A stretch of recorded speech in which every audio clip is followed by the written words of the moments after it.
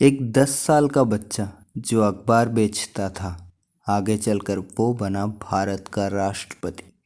बिना किसी राजनीतिक संजोग के वो पहुंचे थे भारत के सर्वोच्च पद पर, जो भारत के सबसे पॉपुलर राष्ट्रपति थे, जिसे कहा जाता था पीपल्स प्रेसिडेंट। जिसने मंत्र सिखाए कभी हार ना मानने की, जिसने बताया तुम्हारा इच्छा शक्ति अगर दृढ़ हो तो तुम कुछ भी हासिल कर सकते हो, जिसने बताया असफलता से कभी रुकना नहीं चाहिए। हिमालय सा विशाल व्यक्तित्व, किंतु इतना विनम्र कि वो हर किसी के अपने थे। साधारण रहने वाले एक असाधारण इंसान, जिसे भारत का मिसाइल मैन कहा जाता है। तो आप लोग समझ ही गए होंगे, हम बात कर रहे हैं डॉक्टर एपीजे अब्दुल कलाम की, जिसके लिए कोई भी विशेषण पर्याप्त नहीं है। अब्दुल कलाम का जन्म 1931 को रामेश्वरम में हुआ। वो काफ़ी गरीब परिवार से आते थे।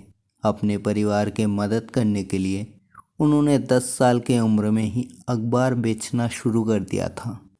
लेकिन ये काम चुनने के पीछे वजह ये था कि कलाम को नॉलेज पाना पसंद था, और वो जिस अखबार को बेचते थे पहले उसे पढ़ लेते थे।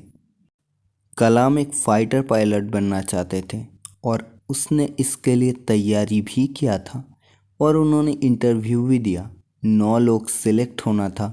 कलाम 10वें नंबर पर आया। कलाम का सपना टूट गया था, लेकिन वो हार नहीं माना। कलाम ने डीआरडीओ ज्वाइन कर लिया। रोहिणी उपग्रह को सफलतापूर्वक अपनी कक्षा में स्थापन करने में कलाम का महत्वपूर्ण योगदान रहा। कलाम ने ही नाग, पृथ्वी, आकाश, अग्नि जैसी मिसाइल भारत को दिया। वो कलाम ही थे जो अमेरिकन सैटेलाइट से छुपकर पोखरान में परमाणु परीक्षा किया और भारत को परमाणु शक्ति समृद्ध देश बनाया। एपीजे अब्दुल कलाम को 2002 में एनडीए जोट ने राष्ट्रपति पद के लिए चुना, और कांग्रेस ने भी कलाम का समर्थन किया। वो कलाम के योग्यता और काम ही थे जो 2 प्रतिद्वंदी पार्टी एक साथ आए उन्हें राष्ट्रपति बनाने के लिए। 2002 से 7 तक वो भारत के राष्ट्रपति रहे। लेकिन कैसे थे व्यक्ति कलाम? इतने सफलता के बाद भी वो विनम्र थे। वो प्रेम और करुणा के सागर ही थे।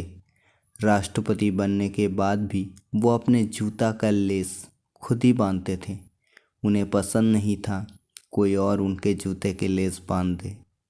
इतने बड़े विज्ञानी होने के बाद और सफलता पाने के बाद भी और राष्ट्रपति होने के बाद भी वो खुद को शिक्षक कहलाना ही पसंद करते थे।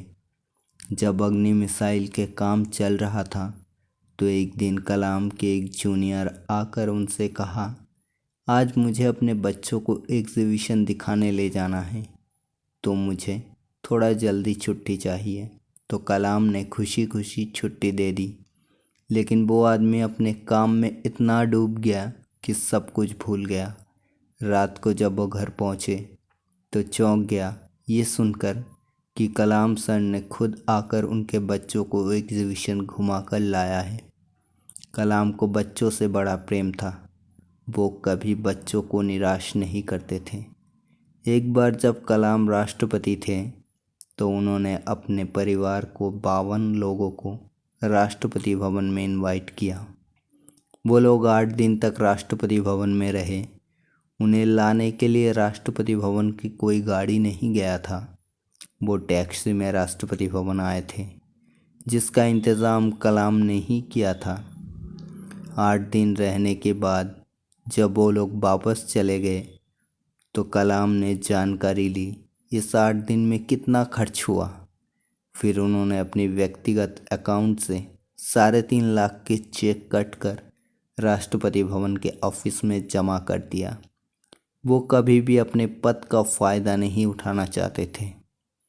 कलाम बस 2 सूटकेस लेकर राष्ट्रपति भवन आए, और 2 सूटकेस लेकर ही वो राष्ट्रपति भवन छोड़कर चले गए थे। ऐसे बहुत सारे कहानी हैं एपीजे अब्दुल कलाम के बारे में। वो फिर एक दिन। आज के लिए बस इतना ही।